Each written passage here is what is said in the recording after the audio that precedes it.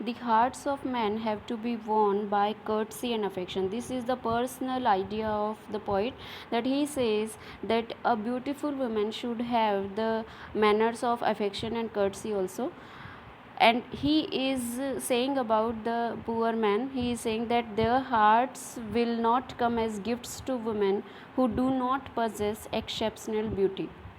In line number 3rd and 4th, he is saying that by those that are not entirely beautiful, yet many that have played the fool, for beauty's very self has charm made wise, and many a poor man that has roved means wandered.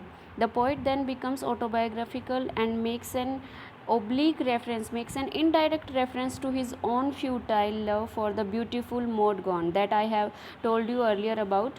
The poet behaved like a fool. Here the poet using word fool for himself, and he is saying that that I behaved like a fool and fell in love with Maud Gonne because of her beauty, and like a fool he thought that she too loved him.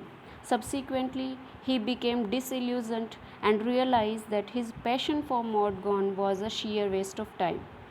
Thus he became wiser and married another woman, George Heidelis, from whom he always received a glad kindness. So in the last line, the poet is using the word, from a glad kindness cannot take his eye. So the poet is referring his own incidents of life, and he is saying that the hearts of men have to be won by courtesy and affection, and their hearts will not come as gifts to women who do not possess exceptional beauty. He is also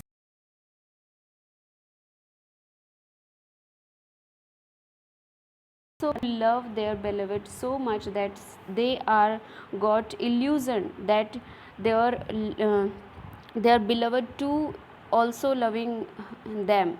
So the poet is using the lines here, that loved and thought himself beloved, from a glad kindness cannot take his eyes. So that's all for today. Tomorrow we will explain the next stanza, and your homework is that you should again and again listen to these videos, and you have to take a short note on your homework diary. So thank you all.